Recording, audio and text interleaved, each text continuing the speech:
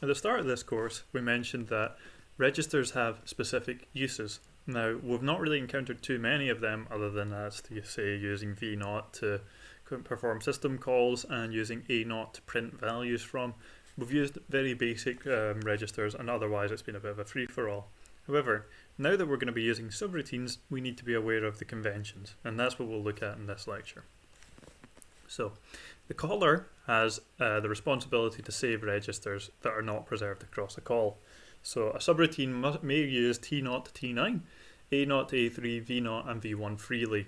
So the caller has to save them. That is to say, if we call a subroutine, we need to make sure that if we have any values stored in these registers that we need to use, we need to save them first. So we need to save these because they might be changed by the call. The subroutine is allowed to use them freely, so we can't be sure that we'll get the same value out in the end.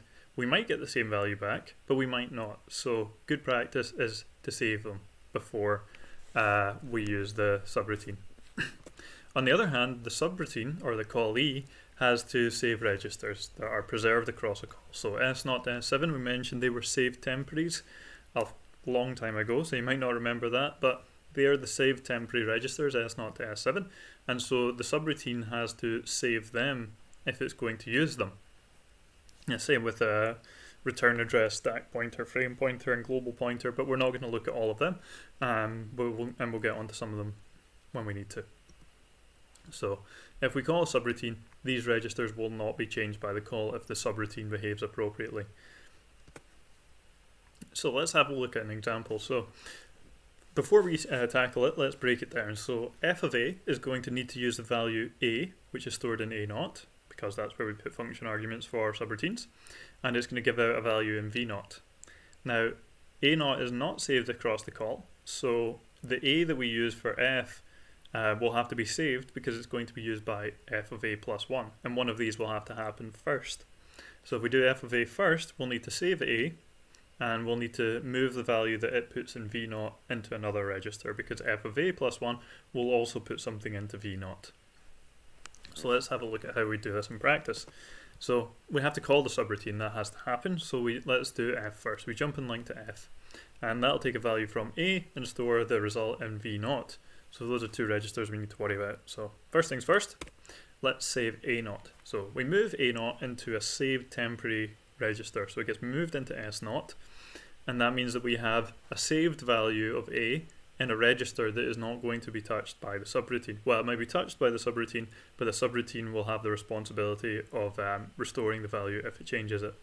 So, and we move this because f of a might trash a0, and that means it might change the value. So that's what we refer to as trashing registers if we do not adhere to these calling conventions, because we might overwrite the values.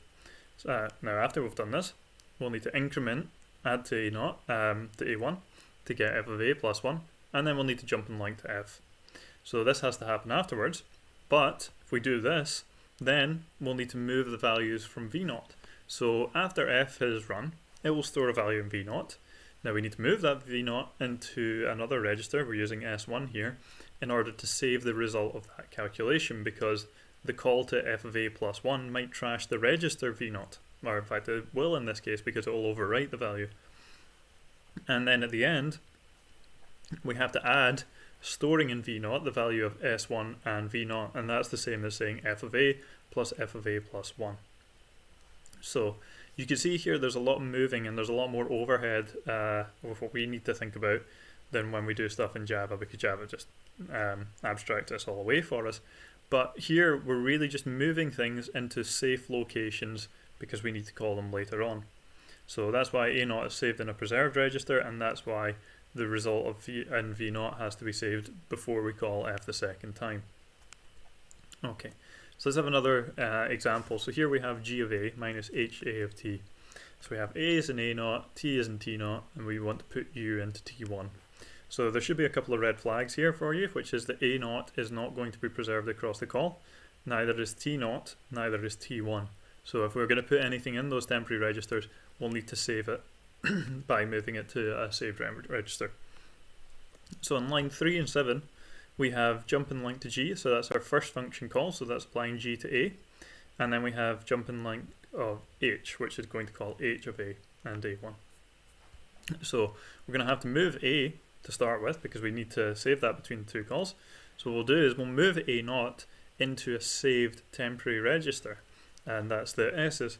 So you can see at the top here in line 1, we're moving a0 into s, so that's going to be saved across the call, and that means we have a value of a which we can then call later on for h, and that's what we're doing here in line 5. We're moving a0, our s0 back into a0, which is moving a back into a0. Next, we need to save the value of t because we know that t is in a temporary register, so and not a saved temporary register. So we move into S1 the value of t0, and that says t is now stored at a saved temporary register. Similarly, down here on line 6, we need to move it back into A1 so that the function has access to it, or the subroutine has access to it. And similar to our last example, we're going to have to worry about V0. So we're going to have to move the result of the calculation of G into another saved temporary register so that we can access it later on, because H will likely trash that register. And then, at the end, we just do the subtraction with the values stored in our temporary or saved registers and in V0, and store it in T1. So this might all seem like a lot, but there's just a lot of moving about. That's all we need to do, just move things between registers so that we can make sure they're safe. So let's have a look from the other perspective. So preserved across a call are S0 to S7 and return address, stack pointer, frame pointer, global pointer. So the subroutine has the responsibility, or the callee has the responsibility to save and restore these if it uses it.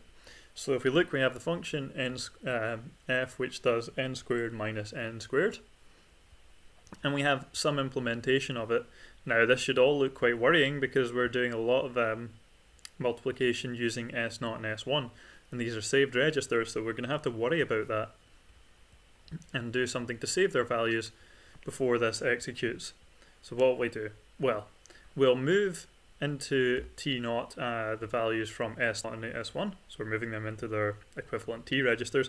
Now we don't need to worry about the T's because they're not going to be trashed here, because we don't have the responsibility of worrying about them. We're just using these to store the values of S0 and to store the values of S1, because otherwise they'll be trashed by these instructions here, which use these registers freely. Now once the code is executed, we then need to move them back into the registers they were originally in. So you can see anything that happens up here has to happen down here in this perspective, because we need to swap them back around to where they started from. Okay, so that's everything I wanted to go over today. I hope you found this useful. It might seem a little bit tricky, but this is just part of the conventions of using MIPS, and some practice will help you get to grips with it. If you have any questions about anything I've covered here, please do let me know.